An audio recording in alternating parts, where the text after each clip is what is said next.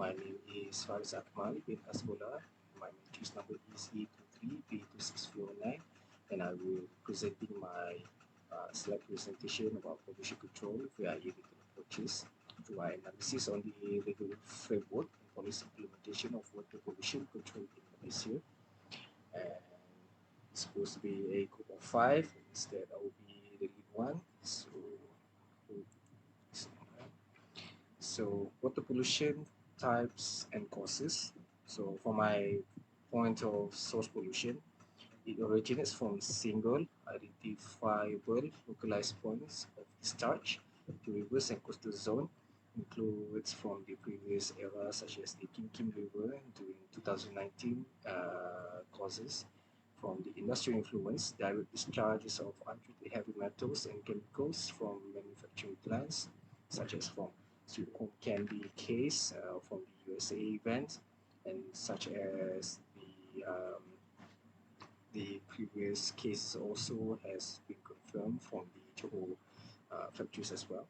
And number two is sewage treatment plants overflows or poorly treated municipal sewage containing harmful bacterial pathogens.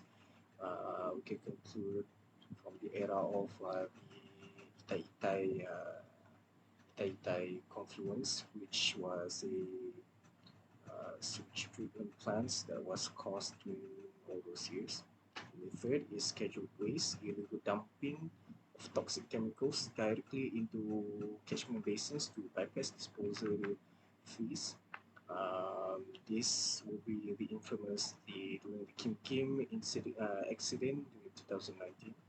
And my non-point source pollution will be diffuse widespread pollution caused by rainfall, runoff over land, making it harder to track and control.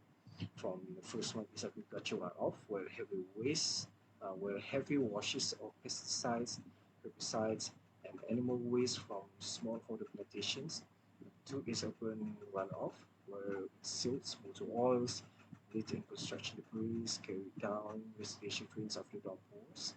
The third is soil siltation and then clearing, where severe soils, erosion from excessive logging or uncontrolled soil excavation, which is amongst big influence where the land clearing are also part of pollution of land as well, and water pollution as well. For the next slide will be primary legal framework, where the most common law and policy, which is the Environmental Quality Act 1974, where Primary Federal Act from Act 127 governs point source industrial waste and hazardous discharges, restricts pollution on land, air, and marine system through strict license parameters. And this act also has been implemented and override and overissued, where from time to time it has changed from 500,000 fees or penalties to a million and sometimes to a millions of penalties and compensation.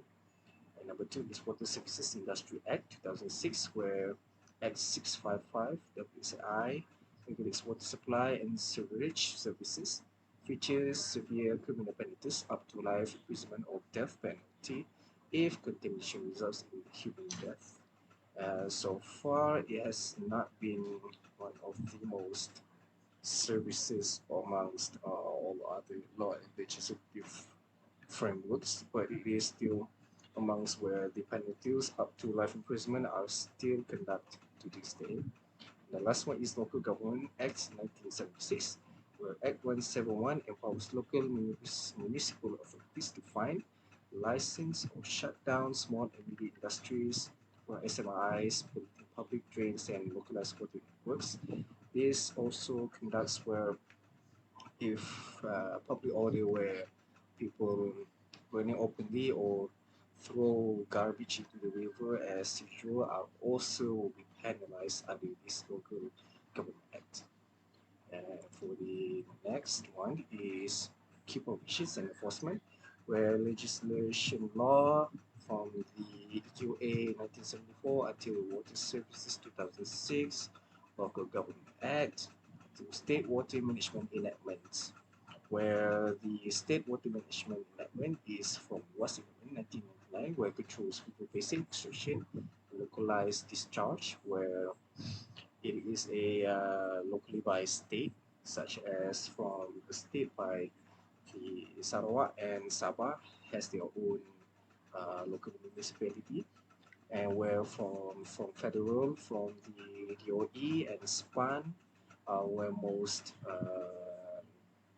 disposal of local law and policy are implemented, and the local municipalities or PET, MPS and KL are where local, such as from NBAJA or from Sabah and Sarawak states are also has their own local constitution. And next slide is the effectiveness of legal approaches, where key strengths and success, where legal measures establish a clear structured system for penalizing environmental offenders. So for the first is rigid licensing, the two is the double bite advantage, the third is ultimate deterrence, where all of the key strengths and successes is about the implement of the law itself. So by implementing the law, the point of the rigid licensing and double bite advantage are also amongst the greater conclusion of how to implement the law itself. So for the identified weaknesses is to practice systematic legal and administrative hurdles to reduce overall environmental enforcement impact. The first is jurisdictional overlap, two is insufficient of fines, and last is enforcement resource deficits, where most personnel or monitoring and the cost of the federal EQA are state has the power to manipulate of the law and the policy itself. So if the impact is so severe, they might as well has the penalties that they can provide to match these legal approaches. So the latest one is the legal approach versus awareness, where the immediate deterrence effect are 95% more for the legal approach, just like from the I just did from the previous slide was, and the educational approach is less than 25%. Long-term compliance stability is at 50%, and last is education approach is by 85%, where most of the time legal approach are amongst the best doing in accordance to approach onto battling the law of the people itself. So lastly is it's best for Malaysia. So the integrated hybrid co-regulatory model, Malaysia cannot rely on a single approach. The most sustainable solution is to implement a hybrid model that heavily penalizes commercial offenders while educating the public. So from the previous era, not just only by implementing the penalties and the law itself or the policy, it is also important task for us to educate the public, where give them the time to rectify and understand the consequences of by by unmanage the law itself or not use for the law and the policy itself. So this was a good presentation. So the second is targeted education for local communities.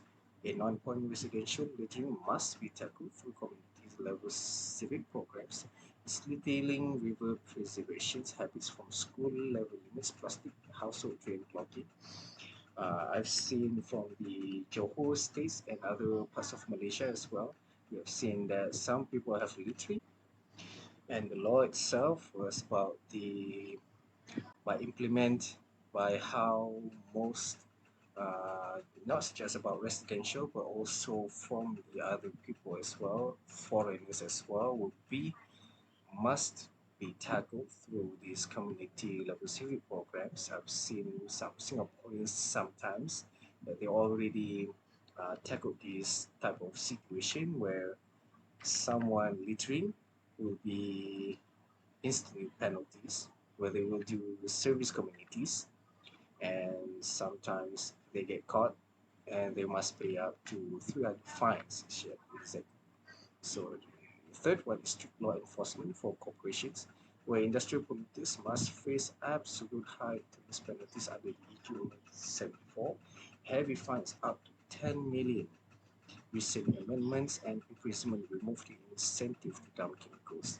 So this is the newest EQA fine to up to 10 million, where the previous ones have recorded as sometimes to 50,000 ringgit for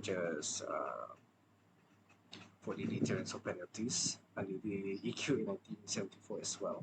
So the last one is continuous institutional cooperation, eliminate loopholes by bridging state water management bodies such as LUAS and Federal Enforcement Division's DOE for unified swift river pollution response.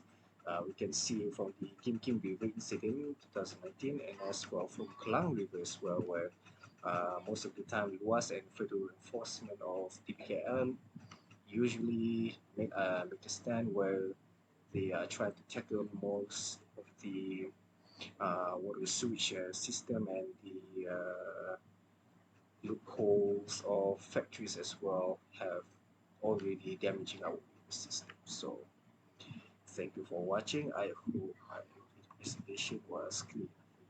So thank you.